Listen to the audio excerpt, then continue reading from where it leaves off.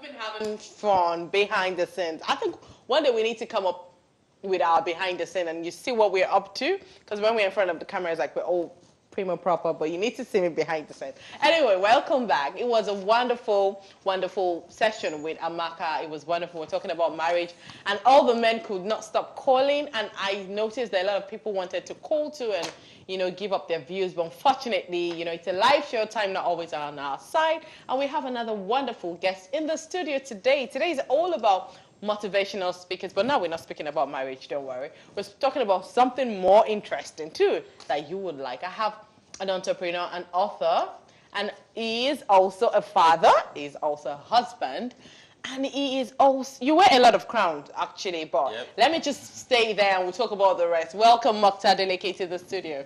Thank you, Tommy, for having me on your studio. It's such a pleasure for me to be here. I really admire your work, so it's so great to be here. Thank you so much for joining us on the Band Breakfast Show. So, Moctar, you know, when I was introducing you, I was saying you're an entrepreneur, you're an author, you're a motivational speaker, but I missed the part that you're also, like, into IT. Yes. So, let's talk about your journey of being, because you got to the position of being a head of IT for a top company in the city before you decided to stop and start doing motivational speaker. Yeah.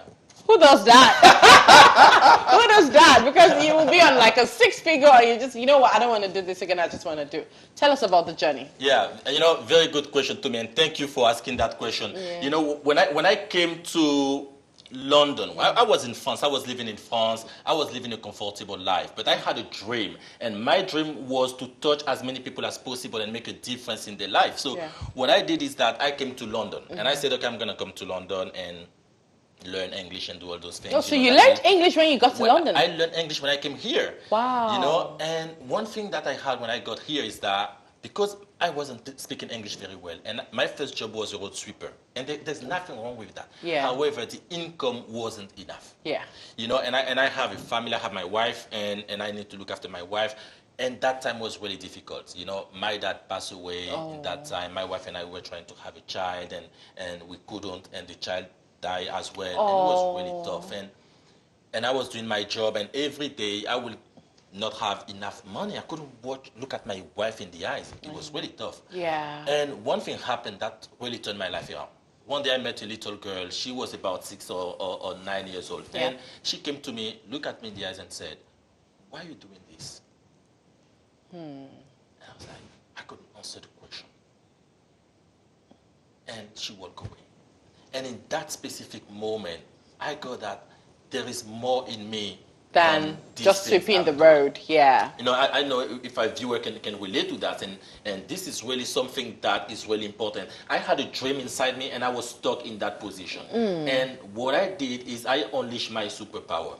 You know, and when I unleashed my superpower, I was able to go from being a road sweeper into being an IT technician in the bank. And I worked my way up to the top. To the top, you know, to become the head of IT. Wow, that is great, you know. Wow. And also with my wife, we run a property business, we run multiple business. Before we even move to that, because you just said, oh yeah, you from the road sweeper, you just got to the bank. No, you must have done some things in between that time to get you to get to the bank. You can't just say, oh, here, look at me, I'm sweeping the road and I want to be an IT. What were the things you did? Did you learn a course? Did you train yourself? What were the steps you took? Because I'm sure a lot of people are watching and, you know, some people, you know, they first get to this country and it's okay to do the menial jobs. It's okay to do the cleaner or whatever, but just don't stay there. Try and make sure that's just like a stepping stone to the next level. So what were the things you did before you found yourself in the bank?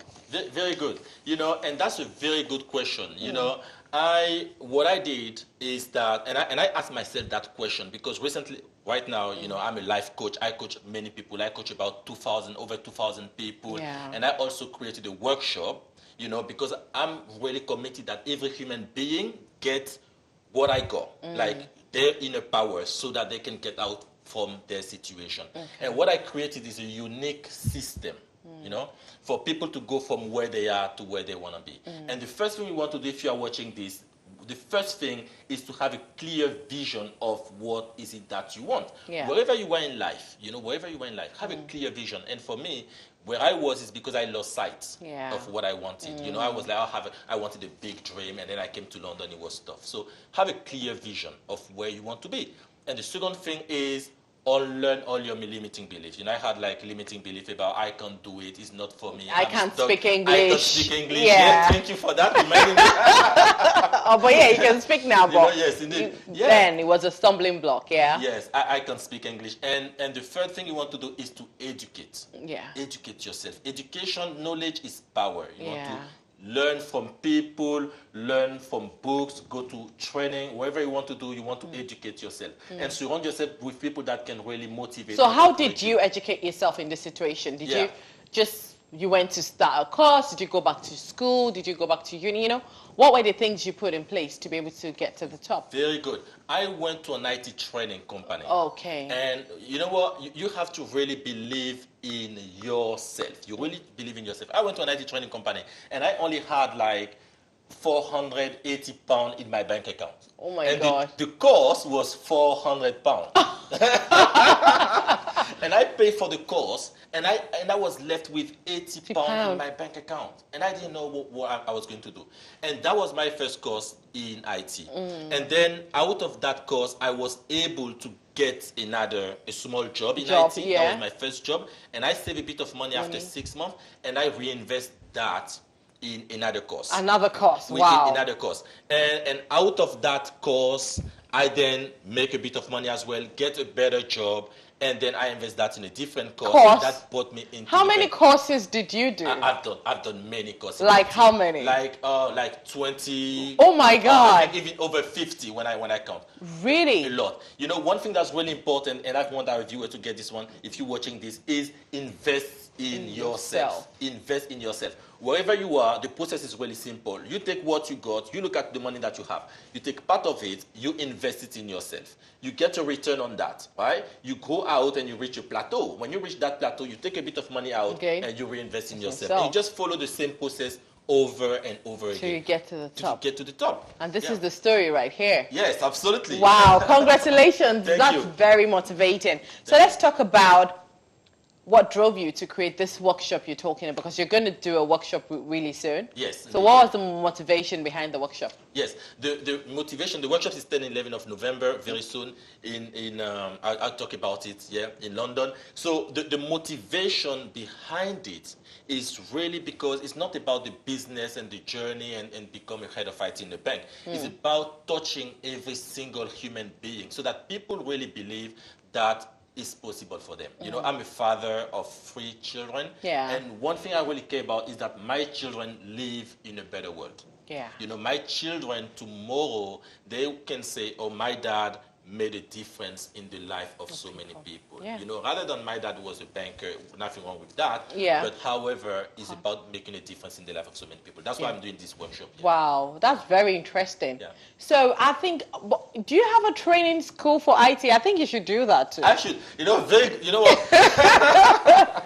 Yeah. At one point, I had an IT training company. You know, I was running an IT training company because I wanted to share my skill in IT with as much people as possible. And I run my IT training company in London for a few months. It was months, and I was training people. And what I got out of that training is that most people are not, but most people have skills. Whether it's in IT or different skill, most people already have some skills. Yeah. But what stops people is what is in their way, you know, so that they can use the skill they already got really powerfully. People already have skills. But what's stopping them is the limiting belief, is the view of themselves, is the environment, is the lack of belief they have in themselves, is the lack of planning, you know. It's like being stopped by all the obstacles rather than seeing the opportunity behind those obstacles. So that's what led me in becoming a life coach. You know, today I coach people. I coach more than over 2,000 people. Yeah. Simply because, you know, when you've been there. I've been there. I've been there. So what I'm saying to people today is like, okay, what's your skill? I get your skills. Let's remove what is in the way. When that gets removed, whatever skill you have, you can really be unleashed. You can really. So how can you really unleash your superpower? So all of us have got superpowers in us, right? Yes. Okay. So what's the name of your superpower? Does it have okay. So I created a unique system. Very good question to me, and I love that question. And I want our viewers, if you're watching this right now, I want you to take a piece of paper and write this down. Right? I created a unique system called superpower, and the S stands for sight, having a clear vision of what you want to do. You know, when I was a road super, I lost sight of what I want to do. And when I coach people, what usually happens is because life is so fast, you know, we go through so many things, we lose sight of what is important for us. So have a clear vision of what it is that you want. The U is unlearn all the limiting beliefs. You know, what's stopping you? For me, it was like I couldn't speak English. You know, I'm in a foreign country. I'm not from here. I can't do it. You know, remove all those limiting beliefs, you know, and find belief that's really empower you. You know, that's really key. That's the U. And then the P is really, really important. You want to be really positive and passionate, you know.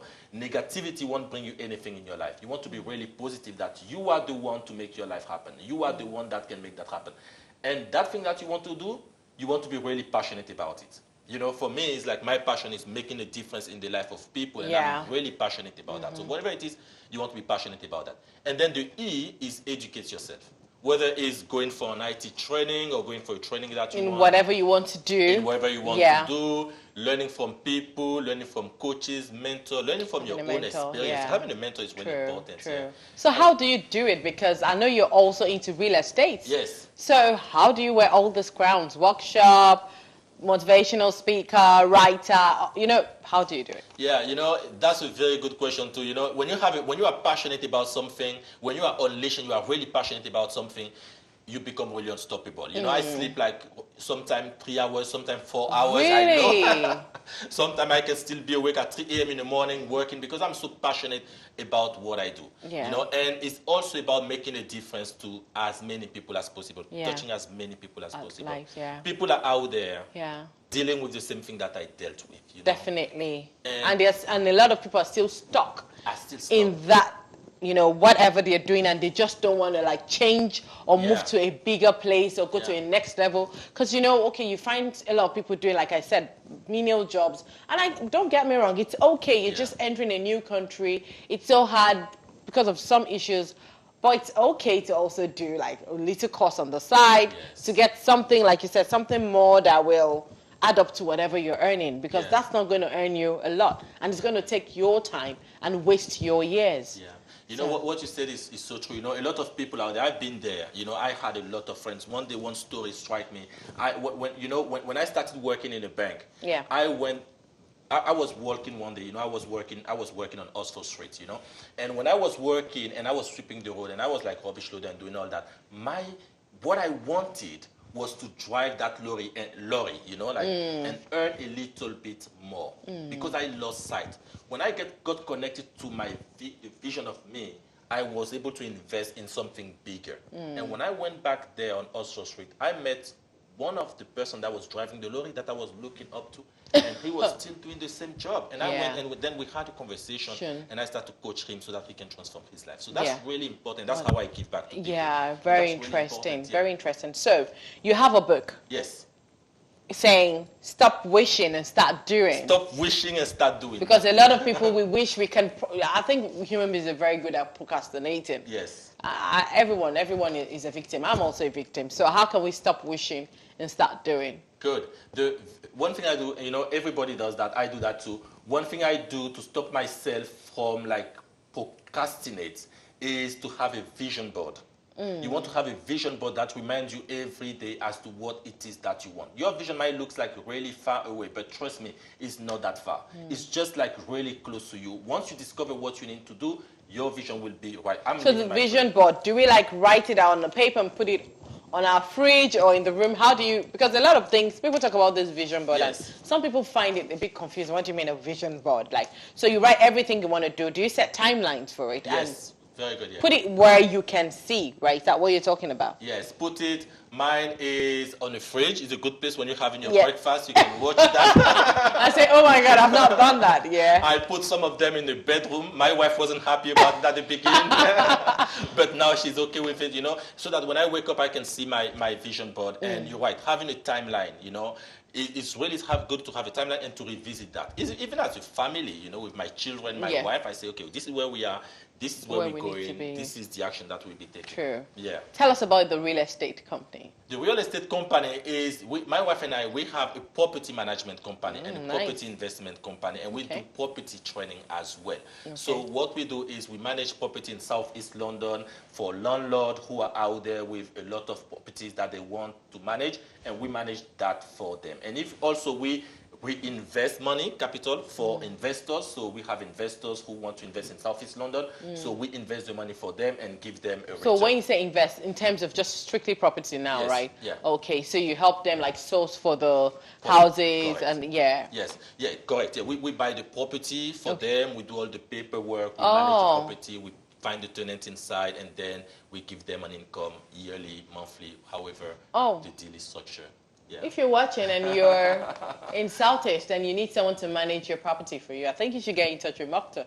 Yeah. So Moctar, tell us about being a dad. Yeah. Or let's start about being a husband. Because you're a husband before you became a dad. Yeah. So yes, tell us about your journey. How do you manage to, you do a lot. And sometimes, women are thinking, oh, you don't have time for me. Oh, you're going out now. You're going for another workshop. We don't even hang out. How do you manage all those balance? That's a very good thing.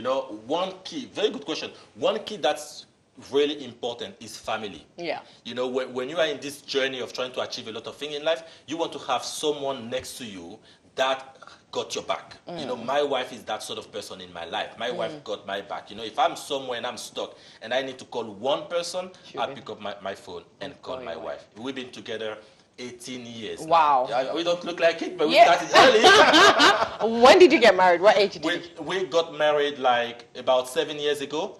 But we started when we were like at uni. Oh, so you've known her for 18, for 18 years, yeah. Because she is from Congo, but her parents are in France. My parents were in Benin. So by the time we get the whole family together and we can organize that, it took us a bit of time, yeah. But she's an extraordinary human being. And one thing that's key, like when you're doing a lot of things, is to have time. To have time for family, to have time for the people that you love. Because those people in your life, my wife, priority in my life. Top priority. If my wife is not well, the business cannot go well.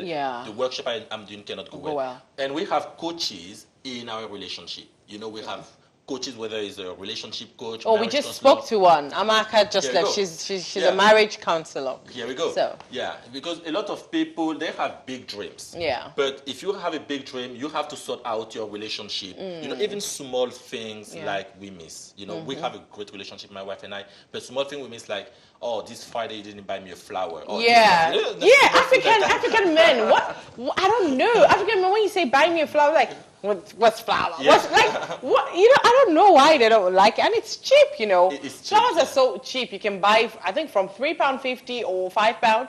And when you just bring flowers, there's just something about flowers is unexplainable. I know some women don't like it, but it's just a little way of saying, I'm thinking about you. I care. Even if you can't really break the bank right now, you can't buy her the car, you can't buy her the expensive jewelry.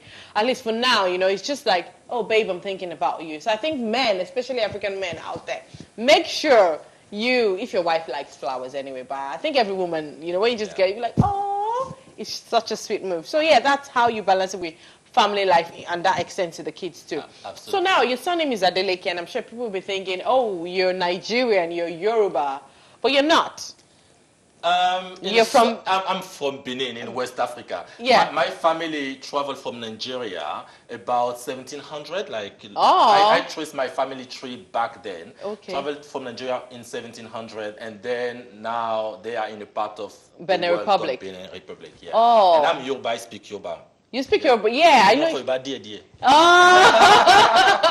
You speak Yoruba. Yeah. So you speak Yoruba in Benin? In Benin, yes. Wow. Yes, we have. Is it those people they call? What's their name? Is it Agoyin? Is it? No. No, it's Yoruba. Yoruba. Wow. We are from Ajashe. Ajashe. Oh yeah. So Wow. it's close to the border with Nigeria. Yes, Hence yeah. why you can speak our Absolutely, language. So yeah. you're Adeleke. Adeleke, yeah. But your Adeleke is Benin Republic, not Nigeria. Not Nigeria, yeah. Wow. Yeah, Interesting. exactly, yeah.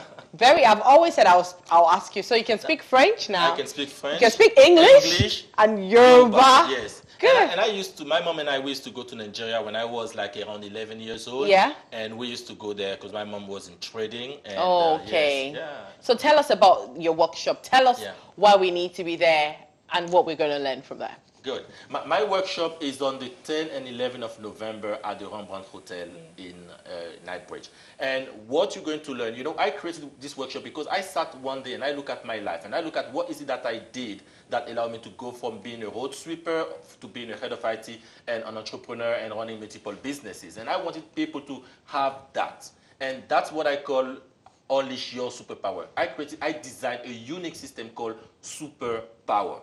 And during the workshop, we're going to have a practical exercise, practical view of that system so that you get reconnected with your dream. Yeah. We will remove all the limiting beliefs, whether it's fear, you know, like I'm not good enough, and all those things that you may have in your mind will get removed, and you will have a clear plan of action to go after what it is that you want. And I have different speakers that will come as well. I have Harry Sardinas who will be speaking about leadership and public speaking, because sometimes you want to be able to speak in public. Yeah. Lily Patras will be speaking about branding so that you can be branding and ask for more money.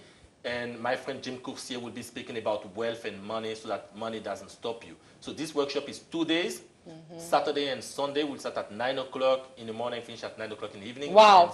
Both days. That's something. You want to be there. 12 hours. Oh my God. But there'll be break in between. There'll be break. And it's going to be really fun. It's not going to be so serious. It's going to Yeah. be fun. We're going to dance. We're going to jump. We're going to do a lot of exercise. People will learn, because I believe that people learn better in a really fun way. Yeah. Yes, Yeah. indeed, yeah. So is there going to be food?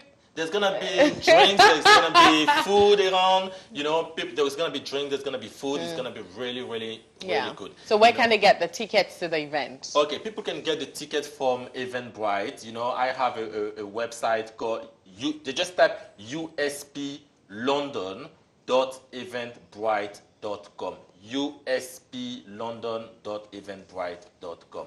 And people can get the ticket from there. It's going to be a really great event. You know, if you have a dream, you have a vision, you have something that you want to achieve in your life, this is the event where you want to be to. And I will be there to really support you and help you. Are they going to have little time, like, you know, when you have like counseling classes for people to speak to the speakers? Yes. Are they going to have sessions like that? That's a really good point. We will have sessions where people will be able to speak to us one-to-one. Okay. At the break, people will be able to come. People can speak with me anytime. You know, I coach people anywhere I go. People come to me and talk to me about personal stuff. Yeah. And I really give them like coaching in that area. Yeah. And I'm a really good coach. Yeah, you are. I can see. And it's also good for networking. Yes, it's also good for So networking. whatever, I've noticed that it's always good if you're a business person out there and you're always thinking, oh, who am I going to sell my business to? It's always good sometimes to go out and network. You never know who you're going to meet. You don't know who, you know, they say people needs people. You need somebody to take you to the next level. You meet somebody and your life changes, and you meet somebody too and the other thing happens. So always make sure you go out and be in the right places, meet with people, network. So to be, even if you don't want to go and you feel you don't need to be coached, at least for networking reasons, yeah? You might always need it every time. Thank you so much, Moctar, for joining us in today's show. We really, really appreciate it. Make sure you follow Moctar. Or what's your social media handle? My social media handle, you can go on my website, is moctaradeleke.com. Yeah. On my Facebook is the same thing, Moctar Adeleke on Facebook, on Twitter, on Instagram, on YouTube. You can have my YouTube channel, is Moctar everywhere. Adeleke as well. I'm everywhere. Thank you so much for joining us on today's show, and I wish you good luck in your future endeavors. So, that is our second guest right there on the Ben Breakfast Show. We have one more guest for you before we call it a day. We'll go on a short break now. When we return, the Ben Breakfast Show continues. Don't go anywhere. We'll be right back.